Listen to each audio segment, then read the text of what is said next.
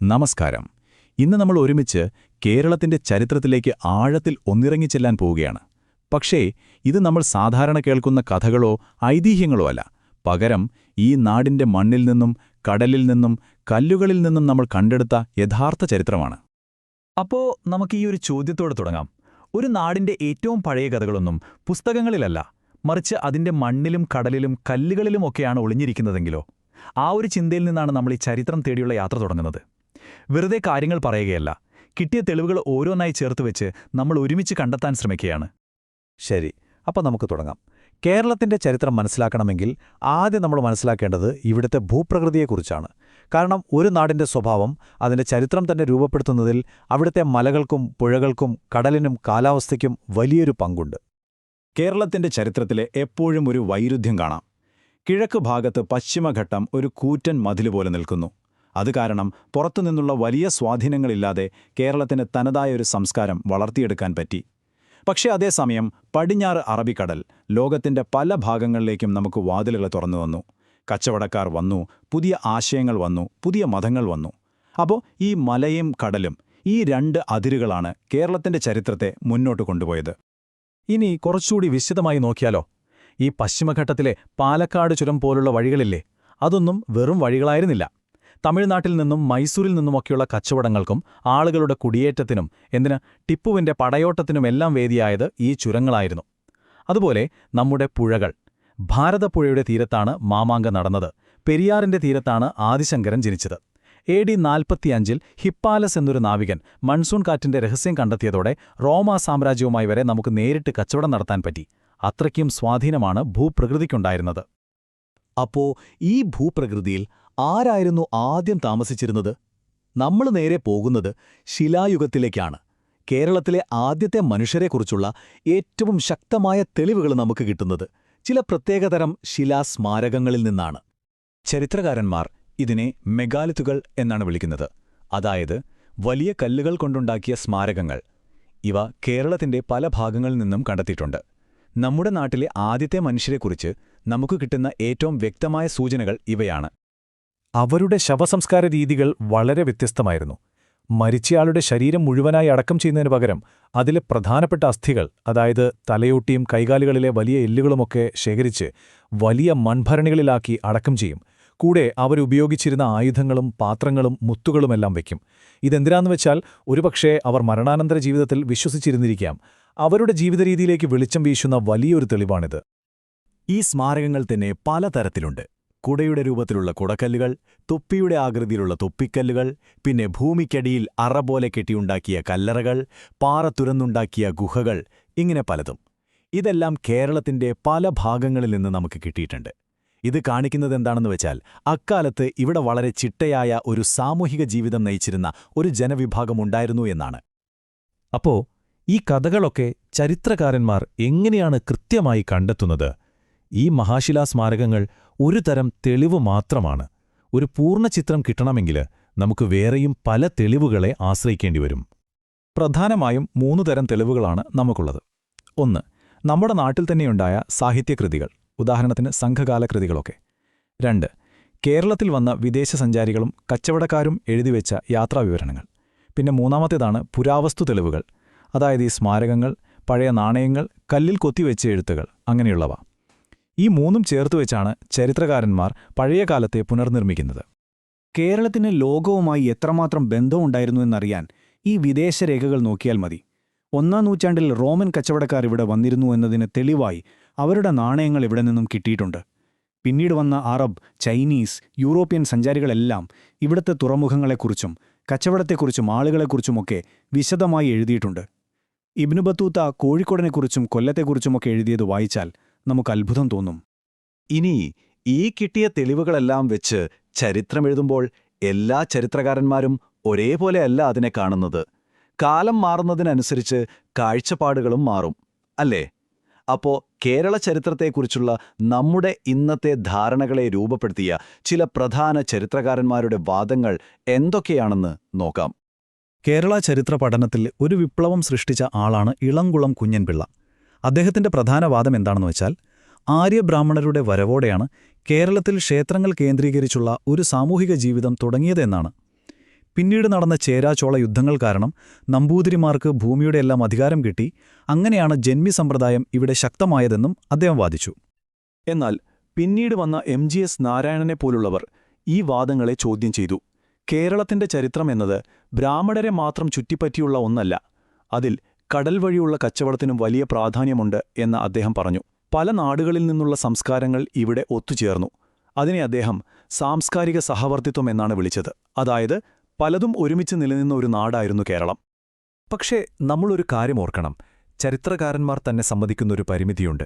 നമുക്ക് കിട്ടിയിട്ടുള്ള ചരിത്രരേഖകളിൽ ഭൂരിഭാഗവും സംസാരിക്കുന്നത് രാജാക്കന്മാരെക്കുറിച്ചും പ്രമാണിമാരെക്കുറിച്ചുമൊക്കെയാണ്. സാധാരണക്കാരായ മനുഷ്യരുടെ, കർഷകരുടെ, തൊഴിലാളികളുടെയൊക്കെ ജീവിതം എങ്ങനെയായിരുന്നു എന്നതിനെക്കുറിച്ച് വളരെ കുറഞ്ഞ വിവരങ്ങളെ നമുക്കുള്ളൂ. ഈയൊരു സാഹചര്യത്തിലാണ് അടുത്ത കാലത്ത് നടന്ന ഒരു കണ്ടെത്തൽ കേരള ചരിത്രത്തെക്കുറിച്ചുള്ള നമ്മുടെ ധാരണകളെ അപ്പാടെ മാറ്റിമറിച്ചത്. എറണാകുളം ജില്ലയിലെ പട്ടണം എന്ന സ്ഥലത്ത് നടന്ന പുരാവസ്തു ഗവേഷണമാണ് ആ വലിയ വഴിത്തിരിവുണ്ടാക്കിയത്. പഴയ പുസ്തകങ്ങളിലൊക്കെ പറയുന്ന, എന്നാൽ എവിടെയാണെന്ന് ആർക്കും ഉറപ്പില്ലാതിരുന്ന ഒരു പുരാതന തുറമുഖമാണ് മുസിരിസ്. ആ മുസിരിസാണ് പട്ടണം എന്നാണിപ്പോൾ ശക്തമായി വിശ്വസിക്കപ്പെടുന്നത്. ഇന്ത്യൻ മഹാസമുദ്രത്തിലെ തന്നെ ആദ്യത്തെയും ഏറ്റവും പ്രധാനപ്പെട്ടതുമായ ഒരു കച്ചവട കേന്ദ്രമായിരുന്നു അത്. ആ കണ്ടെത്തലിന്റെ വ്യാപ്തി എത്ര വലുതാണെന്നറിയാമോ? ഏകദേശം 45 ലക്ഷം മൺപാത്രങ്ങളുടെ കഷണങ്ങളാണ് അവിടെ നിന്ന് കുഴിച്ചെടുത്തത്. ഓർക്കണം, 45 ലക്ഷം. അതിൽ മെഡിറ്ററേനിയൻ മുതൽ സൗത്ത് ചൈന കടൽ വരെയുള്ള സ്ഥലങ്ങളിൽ നിന്നുള്ള പാത്രങ്ങളുണ്ട്. ആഗോളതലത്തിൽ പട്ടണത്തിന് എത്ര വലിയ ബന്ധങ്ങളുണ്ടായിരുന്നുവെന്നതിന്റെ ഏറ്റവും വലിയ തെളിവാണിത്. പക്ഷേ ശരിക്കും നമ്മളെ ഞെട്ടിക്കുന്ന കണ്ടെത്തലുകൾ ഇതൊന്നുമല്ല. പട്ടണത്തിൽ നിന്ന് ഒരു പ്രത്യേക മതത്തിന്റെയോ ജാതിയുടെയോ തെളിവുകൾ കിട്ടിയിട്ടില്ല. വലിയ അമ്പലങ്ങളോ പള്ളികളോ വിഗ്രഹങ്ങളോ അവിടെ ഉണ്ടായിരുന്നില്ല. യുദ്ധം ചെയ്യാനുള്ള വലിയ ആയുധങ്ങളൊന്നും കണ്ടെത്തിയിട്ടില്ല. മരിച്ചവരെ അടക്കം ചെയ്തിരുന്നത് പോലും ഒരേ രീതിയിലായിരുന്നു. ഇതെല്ലാം സൂചിപ്പിക്കുന്നത് എന്താണെന്നറിയാമോ? അന്നവിടെ ജീവിച്ചിരുന്നത്, സമാധാനപരമായി കഴിഞ്ഞിരുന്ന, പല നാടുകളിൽ നിന്നുള്ള ആളുകൾ ഒരുമിച്ച് താമസിച്ചിരുന്ന, ഒരുപക്ഷെ സാമൂഹികമായ സമത്വമുണ്ടായിരുന്ന ഒരു സമൂഹമായിരുന്നു എന്നാണ്. അപ്പോ പട്ടണം ഒരുപക്ഷെ ഒരു തുടക്കം മാത്രമായിരിക്കാം. ഈയൊരു കണ്ടെത്തൽ നമ്മളോട് ഉറക്കെ ഒരു കാര്യം പറയുന്നുണ്ട്. ചരിത്രമെന്നത് എന്നോ എഴുതിത്തീർന്നൊരു പുസ്തകമല്ല, അത് മാറിക്കൊണ്ടേയിരിക്കും. ഓരോ പുതിയ കണ്ടെത്തലും പഴയ കഥകളെ തിരുത്തി എഴുതിയേക്കാം. അപ്പോൾ ഒന്ന് ആലോചിച്ചു നോക്കൂ, ഇനിയും എന്തെല്ലാം രഹസ്യങ്ങളായിരിക്കും ഈ മണ്ണിനടിയിൽ നമുക്കായി കാത്തിരിക്കുന്നത്. നമസ്കാരം. ഒരു കാലത്ത് കുരുമുളകിന് സ്വർണത്തേക്കാൾ വിലയുണ്ടായിരുന്നുവെന്ന് പറഞ്ഞാൽ നിങ്ങൾ വിശ്വസിക്കുമോ? ശരിക്കും അങ്ങനെയൊരു ലോകത്തേക്കാണ് നമ്മളിന്ന് യാത്ര പോകുന്നത്.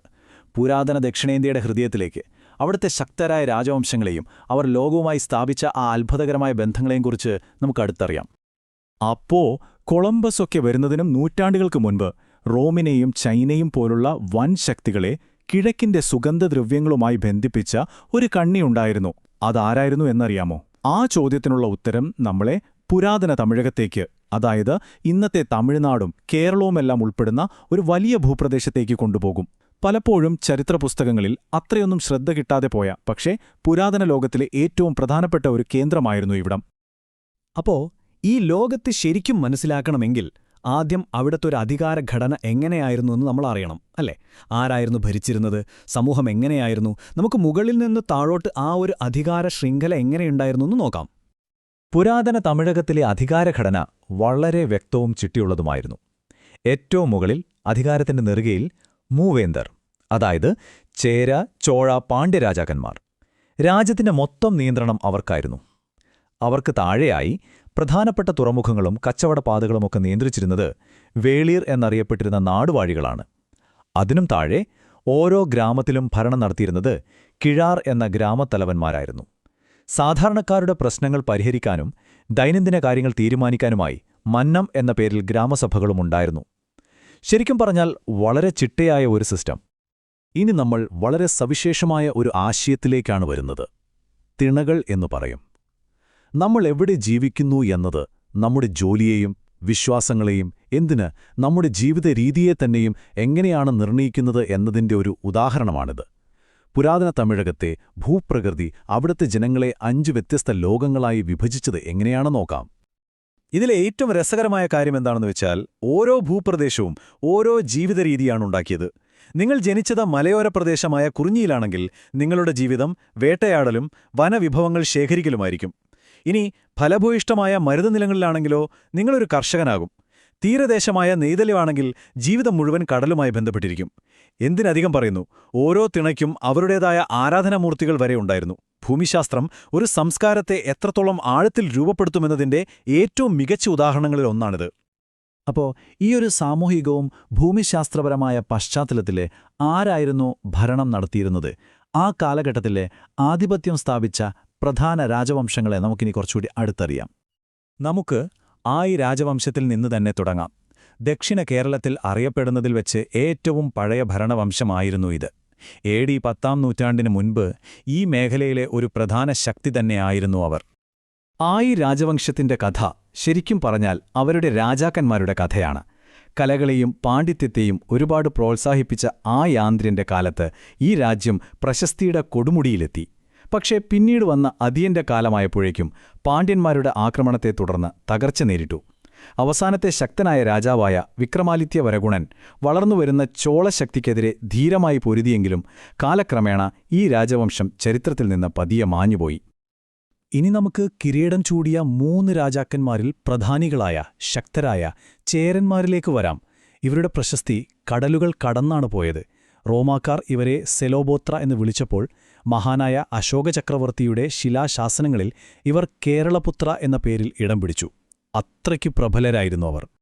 ചേര സാമ്രാജ്യത്തിന്റെ വളർച്ച അതിന്റെ ഇതിഹാസതുല്യരായ ഭരണാധികാരികളിലൂടെയായിരുന്നു. ആദ്യ രാജാവായ ഉദിയൻ ചേരലാതൻ സാമ്രാജ്യത്തിന് ശക്തമായ അടിത്തറയിട്ടു. പിന്നീട് വന്ന നെടുഞ്ചേരലാതൻ ഹിമാലയം വരെ പടയോട്ടം നടത്തിയെന്നുവരെ പറയപ്പെടുന്നു.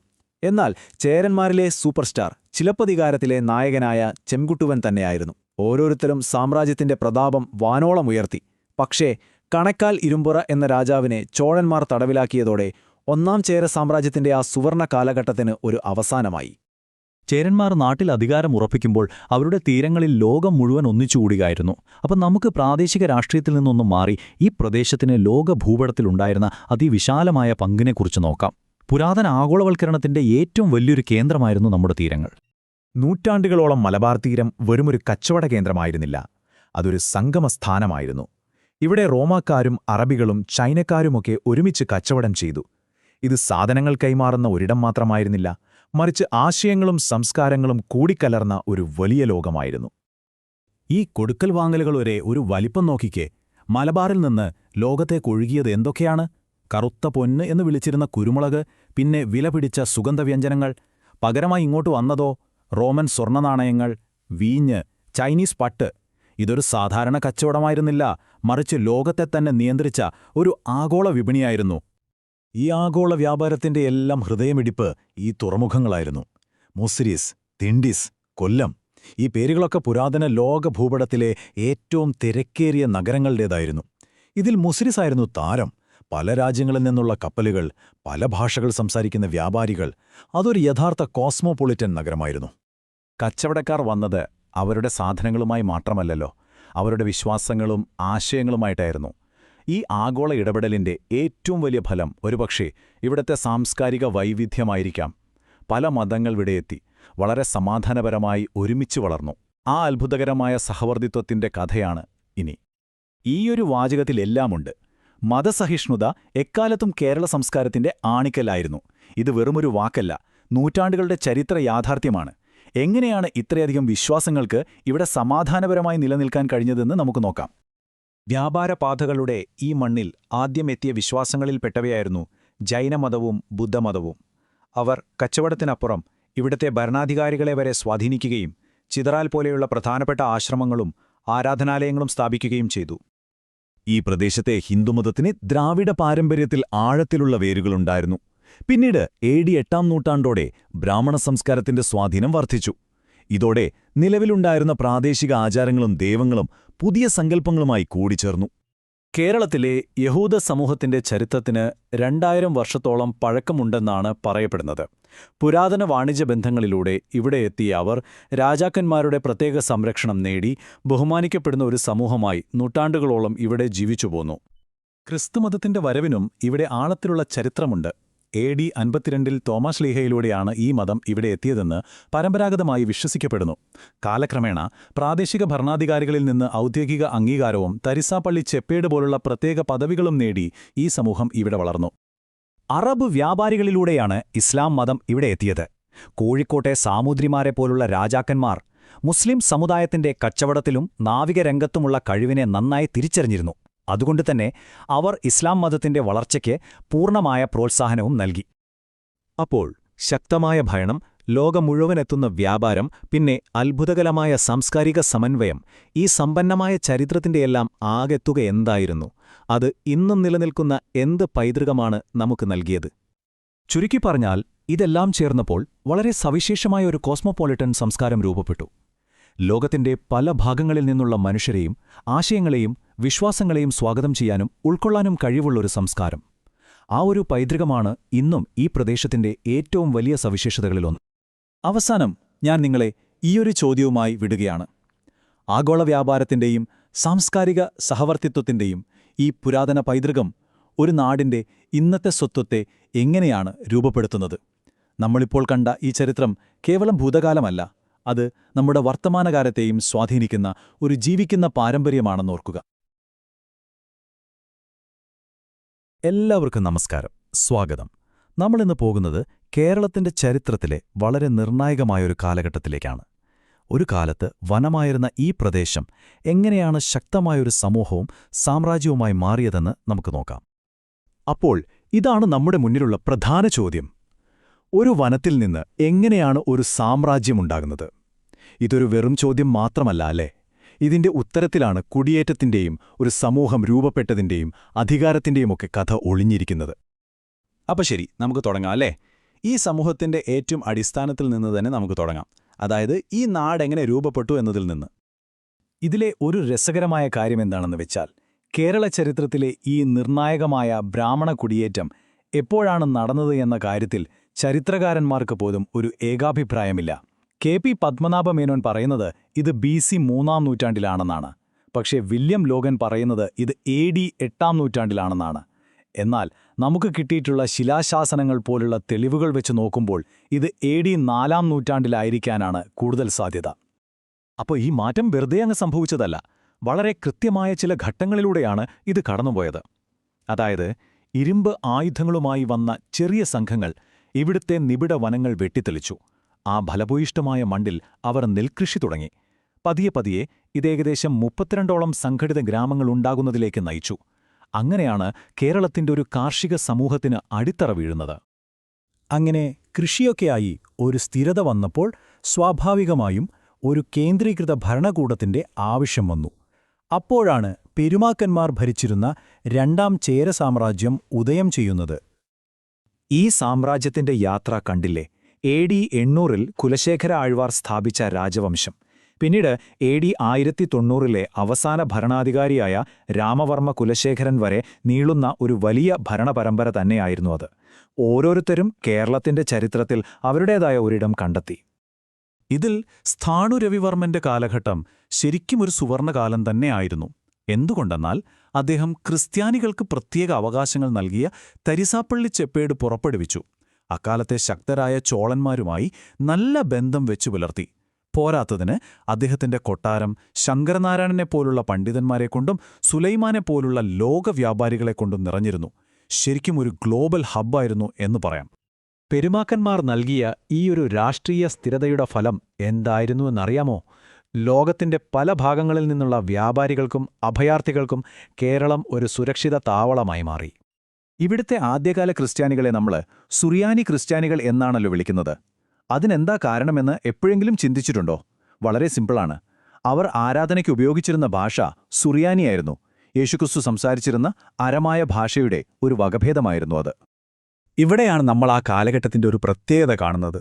ഭരണാധികാരികൾ വെറുതെ കച്ചവടത്തിന് അനുവാദം നൽകുകയായിരുന്നില്ല. അവർ വന്ന പുതിയ സമൂഹങ്ങൾക്ക് ഔദ്യോഗികമായി അവകാശങ്ങളും സംരക്ഷണവും നൽകി.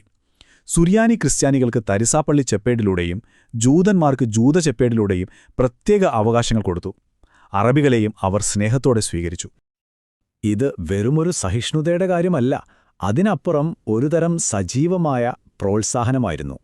ചക്രവർത്തി ഭാസ്കര രവിവർമ്മൻ ജൂതപ്രമുഖനായ ജോസഫ് റബ്ബാന് രാജകീയ പദവികൾ തന്നെ നൽകി. ഒരു ആഗോള സമൂഹത്തെ ചേര സാമ്രാജ്യത്തിന്റെ ഭാഗമാക്കുകയായിരുന്നു അവർ. പക്ഷേ ചരിത്രത്തിൽ എപ്പോഴും കാണുന്നതുപോലെ ഈ സുവർണകാലം അധികനാൾ നീണ്ടുനിന്നില്ല. പതിയെ പതിയെ പുറത്തുനിന്നുള്ള ഭീഷണികൾ തലപൊക്കാൻ തുടങ്ങി. അങ്ങനെ ചോളന്മാരുടെ ആക്രമണം ആരംഭിച്ചു. ഒരു കാലത്ത് നല്ല ബന്ധത്തിലായിരുന്ന ചോള സാമ്രാജ്യം ചേരന്മാരുടെ ഏറ്റവും വലിയ ശത്രുവായി മാറി.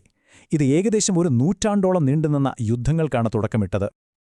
ഈ സംഘർഷം അതിന്റെ ഏറ്റവും ഉയർന്ന ഘട്ടത്തിലെത്തി. അതിന്റെ ഫലമായി ചേര സാമ്രാജ്യത്തിന്റെ തലസ്ഥാനമായ മഹോധയപുരം അത് പൂർണ്ണമായും അഗ്നിക്കിരയായി. ഇത്രയും വലിയൊരു ആക്രമണത്തെയും സമ്മർദ്ദത്തെയും താങ്ങാൻ ആ സാമ്രാജ്യത്തിന് കഴിഞ്ഞില്ല. പെരുമാക്കന്മാരുടെ കീഴിലുണ്ടായിരുന്ന ആ ഐക്യം പതിയെ ഇല്ലാതായി. സാമ്രാജ്യം പല കഷണങ്ങളായി ചിതറാൻ തുടങ്ങി. ഇവിടെയാണ് അവസാനത്തെ ചക്രവർത്തിയായ രാമവർമ്മ കുലശേഖരന്റെ പ്രാധാന്യം. അദ്ദേഹം ഒരു യുഗത്തിന്റെ അവസാനത്തിനും പുതിയൊന്നിന്റെ തുടക്കത്തിനും ഒരേ സമയം സാക്ഷിയായി. അദ്ദേഹം രണ്ടാം ചേര സാമ്രാജ്യത്തിലെ അവസാനത്തെ ചക്രവർത്തിയായിരുന്നു. അതേസമയം തന്നെ സ്വതന്ത്രമായ വേണാട് രാജ്യത്തിന്റെ ആദ്യത്തെ ഭരണാധികാരിയും സ്ഥാപകനുമായി മാറി. അദ്ദേഹമെടുത്ത ആ തീരുമാനം വളരെ നിർണായകമായിരുന്നു. തലസ്ഥാനം മഹോദയപുരത്തുനിന്ന് കൊല്ലത്തേക്ക് മാറ്റി. അവിടെ ഒരു പുതിയ അധികാരകേന്ദ്രം സ്ഥാപിച്ചു. അവിടെ ഇരുന്നുകൊണ്ട് അദ്ദേഹം ചോളന്മാരെ പരാജയപ്പെടുത്തി. അങ്ങനെ കേരളത്തെ ചോള മേധാവിത്വത്തിൽ നിന്ന് മോചിപ്പിച്ചു. ഭാവിയിലെ നാട്ടുരാജ്യങ്ങൾക്ക് അടിത്തറയിട്ടത് ആ ഒരു നീക്കമായിരുന്നു. അപ്പോ ഒരു സാമ്രാജ്യം അവസാനിക്കുമ്പോൾ അവിടെ എന്താണ് സംഭവിക്കുന്നത്? പെരുമാക്കന്മാരുടെ പതനം ഒരവസാനമായിരുന്നില്ല. ശരിക്കും അതൊരു മാറ്റമായിരുന്നു. അതിൽ നിന്നാണ് പിന്നീട് നമ്മൾ കാണുന്ന വേണാട്, കോഴിക്കോട് പോലുള്ള സ്വതന്ത്ര നാട്ടുരാജ്യങ്ങളുണ്ടാകുന്നത്. അപ്പോൾ ഒന്നിന്റെ അവസാനം മറ്റൊന്നിന്റെ തുടക്കമായി മാറുന്നു, അല്ലേ? എല്ലാവർക്കും നമസ്കാരം. ഒന്നാലോചിച്ചു നോക്കൂ, ഒരുപാട് ചെറിയ ചെറിയ നാട്ടുരാജ്യങ്ങളായി ചിതറിക്കിടന്നിരുന്ന ഒരു പ്രദേശം അതെങ്ങനെയാണ് ഒത്തുചേർന്ന് ആധുനിക തിരുവിതാംകൂർ എന്ന നമുക്കെല്ലാവർക്കും അറിയാവുന്ന ആ ശക്തമായ രാജ്യമായി മാറിയത്? ശരിക്കും പറഞ്ഞാൽ അരാജകത്വത്തിൽ നിന്ന് ഒരു രാജ്യം പിറന്ന കഥയാണിത്. നമുക്ക് ആ കഥയിലേക്ക് ഒന്നിറങ്ങിച്ചെല്ലാം. അപ്പോ എന്തായിരിക്കും സംഭവിക്കുക? ഒരു വലിയ സാമ്രാജ്യം പെട്ടെന്നൊരു ദിവസം ഇല്ലാതായാൽ ആലോചിച്ചിട്ടുണ്ടോ? ശരിക്കും ഇതാണ് 12ാം നൂറ്റാണ്ടിൽ കേരളത്തിൽ സംഭവിച്ചത്. അന്ന് കേരളം ഭരിച്ചിരുന്ന പെരുമാൾ സാമ്രാജ്യം തകർന്നു. അതോടെ ഒരു വലിയ അധികാരശൂന്യതയുണ്ടായി. പക്ഷേ ഏതൊരു തകർച്ചയും ഒരു പുതിയ തുടക്കത്തിന് കാരണമാകുമല്ലേ? അല്ലേ? അങ്ങനെ പെരുമാക്കന്മാരുടെ ആ കേന്ദ്രീകൃത ഭരണം അങ്ങ് തീർന്നു. അതോടെ കേരളം മൊത്തത്തിലങ്ങ് ചിതറിപ്പോയി. ശരിക്കും പറഞ്ഞാൽ ഒരു കണ്ണാടി പൊട്ടി വീണ പോലെ അനേകം ചെറിയ ചെറിയ തുണ്ടുകളായി മാറി. ഓരോ നാടും ഓരോ കഷ്ണമായി. ഈയൊരു അവസ്ഥയാണ് കേരളത്തിൽ പുതിയൊരു രാഷ്ട്രീയ സാഹചര്യത്തിന് വഴിയൊരുക്കിയത്. അപ്പോ ഇങ്ങനെ ചിതറിപ്പോയ കേരളത്തിൽ പിന്നീട് എന്തുണ്ടായി? അവിടെ പുതിയ ചില ഭരണ സംവിധാനങ്ങളൊക്കെ വന്നു. അതാണ് സ്വരൂപങ്ങളും നാടുകളും. കേട്ടിട്ടുണ്ടാവും അല്ലേ? എന്താണിത്? എങ്ങനെയായിരുന്നു ഇതിന്റെ പ്രവർത്തനം? നമുക്ക് നോക്കാം. ഈ സ്വരൂപം എന്നു പറയുന്നത് ശരിക്കും പറഞ്ഞാൽ ഒരു തറവാട് പോലെയാണ്. ഒരു വലിയ കൂട്ടുകുടുംബം, അവരുടെ അധികാരകേന്ദ്രം. അവരുടെ പ്രത്യേകത എന്താണെന്ന് വച്ചാൽ അവർ പിന്തുടർന്നിരുന്നത് മരുമക്കത്തായമായിരുന്നു. അതായത് അച്ഛനിൽ നിന്നും മകനിലേക്കല്ല അധികാരം പോകുന്നത്, മറിച്ച് ആ കുടുംബത്തിലെ ഏറ്റവും പ്രായം കൂടിയ അംഗം ആരാണോ അദ്ദേഹമായിരിക്കും അടുത്ത ഭരണാധികാരി. നമ്മുടെ ചരിത്രത്തില് ഇതിന് ഒരുപാട് ഉദാഹരണങ്ങളുണ്ട്. നിങ്ങൾ കേട്ടിട്ടുണ്ടാവും. കോഴിക്കോടെ സാമൂതിരി, അദ്ദേഹത്തിന്റെ നെടിയിരുപ്പ് സ്വരൂപം, പിന്നെ കൊച്ചി രാജവംശത്തിന്റെ പെരുമ്പടപ്പ് സ്വരൂപം, അതുപോലെ കൊല്ലം ഭാഗത്തുള്ള തൃപ്പാപ്പൂർ സ്വരൂപം. ഇതൊക്കെ ആ കാലഘട്ടത്തിലെ പ്രധാനപ്പെട്ട സ്വരൂപങ്ങളായിരുന്നു. കേരള ചരിത്രത്തിലെ ഈ പേരുകൾക്കെല്ലാം വലിയ സ്ഥാനമുണ്ട്. അപ്പോ ഈ സ്വരൂപങ്ങൾ ഒരു വശത്ത്.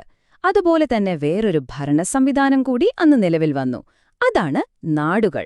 അതിന്റെ തലപ്പത്തിരിക്കുന്ന ആളെ നാടുവാഴി എന്നു വിളിക്കും. വെറുതെ ഒരു പേരല്ല, ഈ നാടുവാഴിക്ക് സ്വന്തമായി ഒരു ചെറിയ സൈന്യം പോലും ഉണ്ടായിരുന്നു. ഇവിടെ ഒരു രസകരമായ കാര്യമുണ്ട്. ഈ നാടുകൾ എന്നു പറയുന്നത് പെട്ടെന്നൊരു ദിവസം പൊട്ടിമുളച്ചതല്ല. പെരുമാക്കന്മാരുടെ കാലത്ത് തന്നെ ഏകദേശം 11 നാടുകൾ കേരളത്തിലുണ്ടായിരുന്നു. പക്ഷെ അന്ന് അവർക്ക് അത്ര ശക്തിയുണ്ടായിരുന്നില്ല. എപ്പോഴാണോ ആ കേന്ദ്രഭരണം തകർന്നത്, ആ ഗ്യാപ്പിൽ ഇവർ സ്വാതന്ത്ര്യം പ്രഖ്യാപിച്ച് നല്ല പവർഫുള്ളായി മാറി. അപ്പോ ഒരു വശത്ത് രാജ്യം ഇങ്ങനെ രാഷ്ട്രീയമായി വിഭജിക്കപ്പെടുന്നു, അതേസമയം തന്നെ സമൂഹത്തിൽ വേറൊരു വലിയ മാറ്റം സംഭവിക്കുന്നുണ്ടായിരുന്നു. സാമ്പത്തികമായി വളരെ ശക്തരായ ഒരു പുതിയ വിഭാഗം ഉയർന്നുവന്നു. അതാണ് ജന്മി സമ്പ്രദായം. ഈ ജന്മി സമ്പ്രദായം എങ്ങനെയാ വന്നതെന്നറിയോ? അതിന്റെ തുടക്കം 11ാം നൂറ്റാണ്ടിലെ ചോളചേര യുദ്ധകാലത്താണ്. നാട് മുഴുവൻ യുദ്ധവും ബഹളവുമാണ്. ആ സമയത്ത് സാധാരണക്കാർക്കൊരു പേടിയുണ്ടായിരുന്നു, തങ്ങളുടെ ഭൂമി ശത്രുക്കൾ പിടിച്ചെടുക്കുവോന്ന്. അപ്പോ അവരൊരു വഴി കണ്ടുപിടിച്ചു. ക്ഷേത്രങ്ങൾക്കും ബ്രാഹ്മണർക്കും ഭൂമി കൊടുത്താൽ 2 ഗുണമുണ്ട്. 1. ശത്രുക്കൾ ദേവസ്വം ബ്രഹ്മസ്വം ഭൂമിയിൽ തൊടില്ല. 2. നികുതിയും കൊടുക്കണ്ട. അങ്ങനെ ആളുകൾ കൂട്ടത്തോടെ ഭൂമി അവർക്ക് കൈമാറാൻ തുടങ്ങി. ഇതിൽ നിന്നാണ് ജന്മി സമ്പ്രദായം വളർന്നുവന്നത്. അങ്ങനെ വന്ന ഈ സിസ്റ്റത്തിന് 3 തട്ടുകളുണ്ടായിരുന്നു. ഒരു പിരമിഡ് പോലെ. ഏറ്റവും മുകളിൽ ഊരാളർ, അതായത് ഭൂമിയുടെ യഥാർത്ഥ ഉടമകൾ, ക്ഷേത്രങ്ങളും ബ്രാഹ്മണ നമ്പൂതിരിമാരുമൊക്കെ. അവർക്ക് താഴെ വരും കാരാളർ. ഇവർ ഇടനിലക്കാരാണ്, പാട്ടം പിരിക്കുന്നവർ. ഏറ്റവും താഴെ പാടത്ത് എല്ലുമുറിയെ പണിയെടുക്കുന്ന പണിയാളർ, അതായത് യഥാർത്ഥ കർഷകർ. ഇതിലെ കളി എന്താണെന്ന് വെച്ചാൽ, ഈ ഇടനിലക്കാരായ കാരാളറുണ്ടല്ലോ, അവർ പണിയാളരിൽ നിന്ന് കിട്ടുന്ന വിളവും വരുമാനവുമെല്ലാം എടുക്കും. എന്നിട്ട് അതിന്റെ ഒരു ചെറിയ അംശം മാത്രം പാട്ടം എന്ന പേരിൽ മുകളിലുള്ള ഊരാളർക്ക് കൊടുക്കും. ബാക്കി മുഴുവൻ അവരുടെ പോക്കറ്റിൽ. അങ്ങനെ കാലക്രമേണ ഈ കാരാളർ വലിയ പണക്കാരും നാട്ടിലെ പ്രധാന ശക്തികളുമൊക്കെയായി മാറി. അപ്പൊ നാട് പല കഷ്ണങ്ങളായി കിടക്കുന്നു. ജന്മിമാരും നാടുവാഴികളും തോന്നിയ പോലെ ഭരിക്കുന്നു. നൂറ്റാണ്ടുകളായി തുടർന്നു പോന്ന ഈ ഒരു സിസ്റ്റം, ഇതിനെ മുഴുവനായി മാറ്റിമറിക്കാൻ ഒരാള് വന്നു. ആ ചരിത്രപുരുഷനാണ് മാർത്താണ്ഡവർമ്മ. മാർത്താണ്ഡവർമ്മ അധികാരത്തിൽ വരുമ്പോൾ വേണാടിന്റെ അവസ്ഥ വളരെ മോശമായിരുന്നു.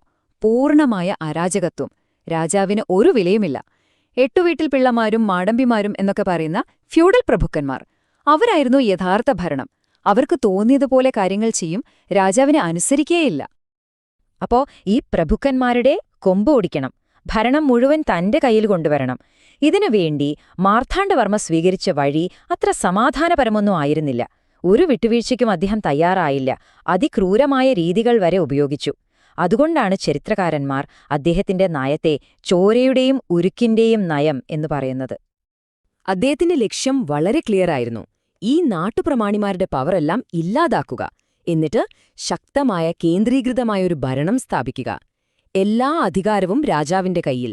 ഈയൊരു ലക്ഷ്യമാണ് ഒടുവിൽ 1729 ആധുനിക തിരുവിതാംകൂർ എന്ന വലിയൊരു രാജ്യത്തിന്റെ പിറവിക്ക് കാരണമായത്.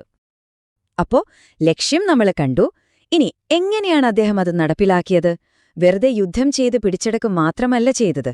ഒരു പുതിയ രാജ്യം കെട്ടിപ്പടുക്കാൻ വേണ്ട കൃത്യമായ പ്ലാനുകൾ, മാറ്റങ്ങൾ അദ്ദേഹം ഓരോ മേഖലയിലും കൊണ്ടുവന്നു. അതെന്തൊക്കെയാണെന്ന് നമുക്ക് നോക്കാം. ആദ്യം തന്നെ അദ്ദേഹം കൈവച്ചത് ഭരണ സംവിധാനത്തിലാണ്. അത് മൊത്തത്തിൽ അഴിച്ചുപണിതു. ഒരു പുതിയ സ്ട്രക്ചർ കൊണ്ടുവന്നു. ഏറ്റവും താഴെത്തട്ടിൽ, അതായത് ഗ്രാമങ്ങളിൽ, ഭരണത്തിനായി പ്രവർത്തിക്കാർ എന്നൊരു ഉദ്യോഗസ്ഥൻ, നമുക്ക് ഇന്നത്തെ വില്ലേജ് ഓഫീസർ എന്ന് പറയാം. അതിനും മുകളിൽ കാര്യക്കാർ, ഇന്നത്തെ തഹസിൽദാർക്ക് തുല്യം. പോരാത്തതിന് രാജ്യത്തിന്റെ വരവ് ചെലവ് കണക്കാക്കാൻ പതിവ് കണക്ക് എന്ന പേരിൽ ഒരു വാർഷിക ബഡ്ജറ്റ് സിസ്റ്റം വരെ അദ്ദേഹം തുടങ്ങിവെച്ചു. ഒരു രാജ്യത്തിന് ഏറ്റവും പ്രധാനം വരുമാനാണല്ലോ. അത് ചിട്ടപ്പെടുത്താൻ അദ്ദേഹം ഒരു സൂത്രം പ്രയോഗിച്ചു. ആദ്യം തന്നെ നാട്ടിലുള്ള ഭൂമിയെല്ലാം ദേവസ്വം, ബ്രഹ്മസ്വം, ദാനം, പണ്ടാരവക എന്നിങ്ങനെ 4ആയിട്ട് തരംതിരിച്ചു. എന്നിട്ട് ഓരോ ഭൂവുടമയ്ക്കും പട്ടയം എന്ന് പറയുന്ന ഒരു നിയമപരമായ രേഖ കൊടുത്തു. ആ പട്ടയത്തിൽ കൃത്യമായി പറഞ്ഞിട്ടുണ്ടാവും നിങ്ങൾ ഇത്ര നികുതി അടയ്ക്കണമെന്ന്. അതോടെ നികുതി വെട്ടിപ്പൊക്കെ നിന്നു. സർക്കാരിലേക്ക് കൃത്യമായി പണം വരാൻ തുടങ്ങി. ഭൂനികുതി മാത്രമല്ല, കച്ചവടത്തിൽ നിന്നും വരുമാനമുറപ്പാക്കി. കുരുമുളക്, പുകയില പോലുള്ള വിലപിടിപ്പുള്ള സാധനങ്ങൾ സർക്കാരിന്റെ കീഴിലുള്ള ഡിപ്പോകളിൽ സംഭരിക്കാൻ തുടങ്ങി. പിന്നെ കള്ളക്കടത്ത് തടയാൻ അതിർത്തികളിലെല്ലാം ചൗക്കികൾ സ്ഥാപിച്ചു. ഇന്നത്തെ കസ്റ്റംസ് ചെക്ക് പോസ്റ്റുകൾ തന്നെ. അങ്ങനെ എല്ലാ വഴിക്കും പണം രാജ്യത്തേക്ക് ഒഴുകിയെത്താനുള്ള വഴിയൊരുക്കി. ഇനി അദ്ദേഹത്തിന്റെ മാസ്റ്റർ സ്ട്രോക്കുകളിലൊന്ന് സൈന്യത്തിന്റെ നവീകരണമാണ്. മാർത്താണ്ഡവർമ്മ വരുന്നതിന് മുൻപെങ്ങനെയായിരുന്നു? ഓരോ നാട്ടുപ്രമാണിയുടെ കീഴിലും കുറച്ച് നായർ പടയാളികൾ, ഒരു സ്ഥിരം സൈന്യമില്ല. എന്നാൽ അദ്ദേഹം എന്തു ചെയ്തു? ഈ ചിതറിക്കിടന്ന സൈന്യത്തെ മൊത്തത്തിൽ പിരിച്ചുവിട്ട് യൂറോപ്യൻ ശൈലിയിൽ ട്രെയിനിംഗ് കൊടുത്ത് നല്ല അച്ചടക്കമുള്ളൊരു സ്ഥിരം സൈന്യത്തെ രൂപീകരിച്ചു. അതൊരു വിപ്ലവകരമായ മാറ്റമായിരുന്നു. ഈ പുതിയ സൈന്യത്തെ ഉണ്ടാക്കാൻ അദ്ദേഹം ആരെയാണ് ഏൽപ്പിച്ചതെന്നറിയാവോ? അതാണ് കഥയിലെ ഏറ്റവും വലിയ ട്വിസ്റ്റ്. ഡിലനോയ് എന്നൊരു ഡച്ച് അഡ്മിറലിനെ. ഈ ഡിലനോയ് ആരാണെന്ന് വെച്ചാൽ കുളച്ചൽ യുദ്ധത്തിൽ മാർത്താണ്ഡവർമ്മയോട് തോറ്റ് തടവുകാരനായി പിടിക്കപ്പെട്ട ആളാണ്. അതെ, തന്നെ തോൽപ്പിക്കാൻ വന്ന ശത്രുവിനെ തന്നെ പിടിച്ച് സ്വന്തം സൈന്യത്തിന്റെ തലവനാക്കി, തിരുവിതാംകൂറിന്റെ വലിയ കപ്പിത്താനാക്കി. അങ്ങനെ ഡിലനോയിയുടെ നേതൃത്വത്തിൽ തിരുവിതാംകൂർ സൈന്യം ഒരു മോഡേൺ ആർമിയായി മാറി. കാലാൾപ്പട, അതായത് ഇൻഫൻട്രി, പിന്നെ കുതിരപ്പട, കാവൽറി, അതോടൊപ്പം പീരങ്കിപ്പട, ആർട്ടിലറി, ഇങ്ങനെ 3 പ്രധാന വിഭാഗങ്ങളായിട്ടാണ് സൈന്യത്തെ ഓർഗനൈസ് ചെയ്തത്. ശരിക്കും ഒരു യൂറോപ്യൻ സ്റ്റൈൽ. ഈ സൈന്യത്തിന്റെ വലുപ്പം കേട്ടാ നിങ്ങൾ ഞെട്ടും. ഏകദേശം 72 ബറ്റാലിയനുകളുണ്ടായിരുന്ന പുള്ളിപ്പട്ടാളം. അതുകൂടാതെ 6 റെജിമെന്റുകളുള്ള കർണാട്ടിക് ബ്രിഗേഡ് എന്നൊരു പ്രത്യേക വിഭാഗവും. ചുരുക്കി പറഞ്ഞാൽ തെക്കേ ഇന്ത്യയിലെ തന്നെ ഏറ്റവും ശക്തമായ സൈന്യങ്ങളിലൊന്നായി തിരുവിതാംകൂർ സൈന്യം മാറി. അപ്പം മാർത്താണ്ഡവർമ്മയുടെ ഈ കഥ കേൾക്കുമ്പോ നമ്മുടെ മനസ്സിലൊരു ചോദ്യം വരും, അല്ലേ? ശരിക്കും ഒരൊറ്റ മനുഷ്യന്റെ ഇച്ഛാശക്തി കൊണ്ട് ചിന്നിച്ചിതറികിടക്കുന്ന ഒരു നാടിനെ ഒരുമിപ്പിച്ച് ഒരു ശക്തമായ രാഷ്ട്രമാക്കി മാറ്റാൻ സാധിക്കുമോ? അരാജകത്വത്തിൽ നിന്ന് ഒരു പുതിയ ക്രമം ഉണ്ടാക്കിയെടുക്കാൻ കഴിയുമോ? ഈ ചോദ്യം നിങ്ങൾക്കായി വിടുന്നു.